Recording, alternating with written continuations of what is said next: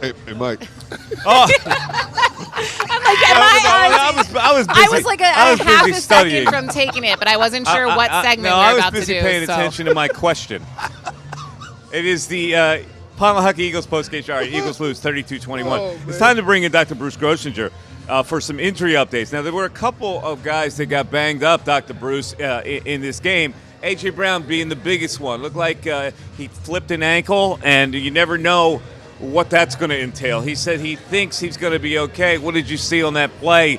And tell me about these ankle injuries. Well, we call that a grade. Nice to see everybody tonight. Nice and cold out there. On that particular play, it looks like he turned his ankle there, something called a grade 1 ankle strain. And apparently he had to switch cleats because he wasn't happy with the traction he was getting. And both he and Jason Kelsey both turned ankles, and they both came back and were able to continue. But A.J. obviously didn't look like himself after that play. Yeah, but you know what, Dr. Bruce, a lot of times when you talk about injuries like that, players will tell you, I think I'll be okay. So obviously they're going to take some tests tomorrow, x-rays, MRIs. In a situation like that with an A.J. Brown, what specifically are you looking for? Well, obviously we want to check his strength out, and the way we'll do that is by, basically checking a different range of motion. A lot of times, as you know, Derek, you'll spread an ankle, it'll swell overnight. So you want to check for swelling. You want to treat him with rest, elevation, and ice, the old Rice trick that works. So there's a chance it could get worse. And obviously, you're working on a short week against Indianapolis, and they looked like they were offensively challenged, certainly with respect to the passing game. So I think that's something we're going to bear looking into. I don't really expect there to be anything that would show up on an X-ray. I don't think he had any fractures. And I'm not even sure they're going to subject to an MRI. Doc, I want to go over on the defensive side of the ball, talk about Josh Sweat. Looked like, he took a shot to the knee that he wears the brace on. He's had some issues with that knee over the years. What did you see there?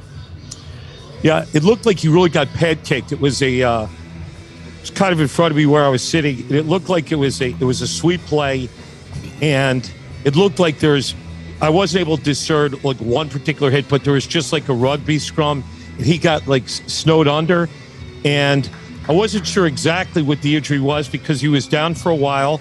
He was able to walk off. He went into the tent, and you never know what's going on there.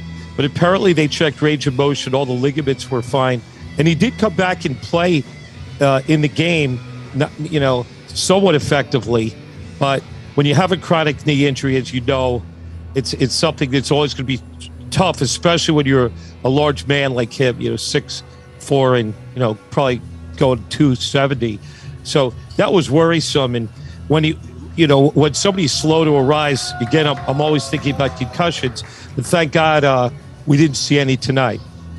Yeah, it seemed like there were a few moments in this game where guys kind of went down, got up, limped off the field, didn't go in the tent fully, and then eventually came back in the game. One that sticks out to me is Dallas Goedert when he had that face mask that wasn't called.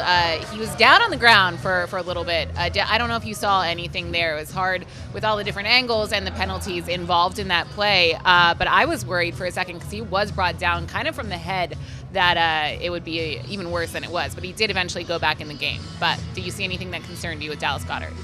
Yeah, when I saw that play, essentially it was a face mask. I saw his head really whipped around.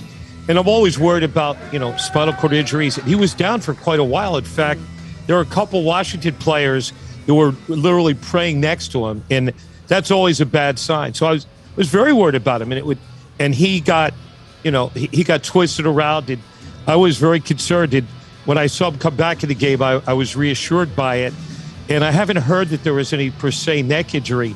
But again, a very large man. And the reason they have those face masking penalties is because the neck's so vulnerable, so mobile. Doc, last question. Defensive coordinator Jonathan Gannon suffered a bruised ego in this game, and I'm wondering.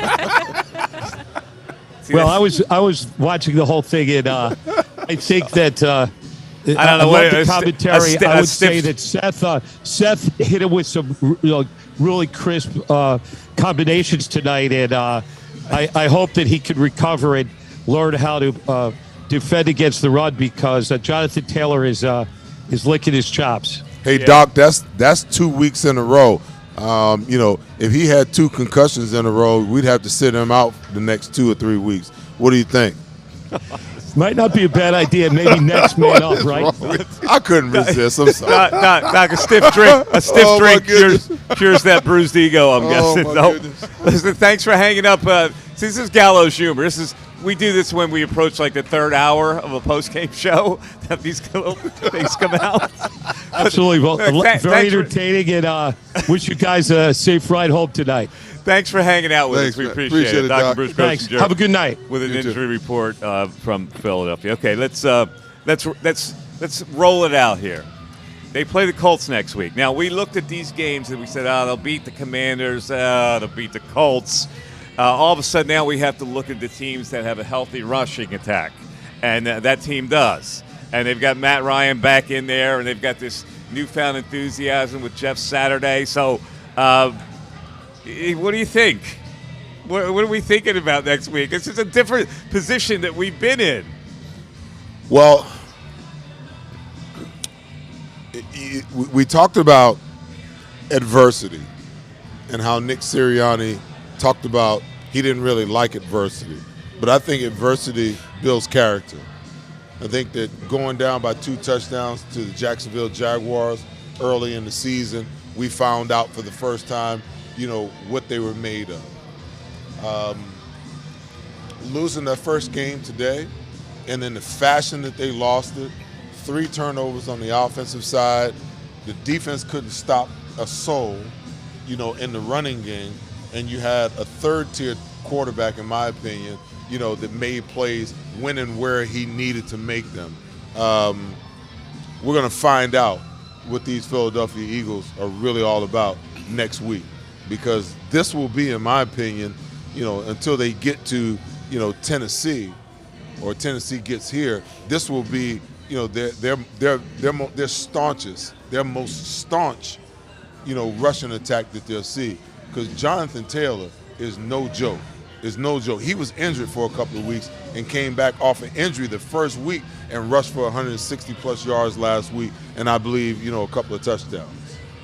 Well, it's going to be interesting to see what that betting line will be next week in Indianapolis, a game that we didn't think was going to be any problem at all. But a return to normalcy, because it's a 1 p.m. game.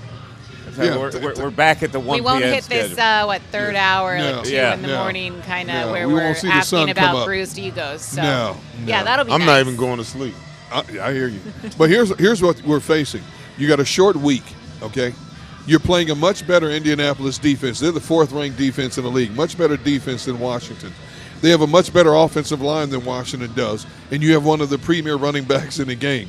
Now, you bring a guy off the street who's never coached before, in Jeff Saturday. A week ago, he was an analyst, and all of a sudden, he's the head coach, and he says, I'm delegating. He says, I don't know what a head coach means, but I'm delegating responsibilities. I got a great defensive coordinator here. I got a great offensive coordinator here. I'm going to let them do their job. And, oh, by the way, Ellinger, sit your butt on the bench. Man, I want Matt Ryan. For better or worse, I'm going with Matt Ryan. All of a sudden, they win the game.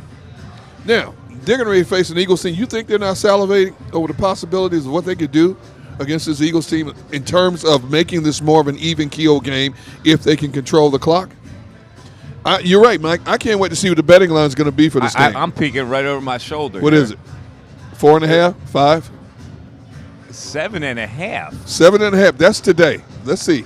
Yeah, Let's get by as far Friday. as I can see, it's Yeah. 7.5. Let's see what Trust it is me, by people, Friday. those are the best odds you're going to get. You better put Wow. your bet in now if you're a better. Yeah, really. That can't be right. I'll check it after the show. Anyway, thanks everybody for staying up late with us on the Pond Lehocky Eagles postgame show. We'll see you next week at our normal time, about 4 o'clock next Sunday. Have a great rest of the evening. Again, the Eagles lose, but they're 8-1.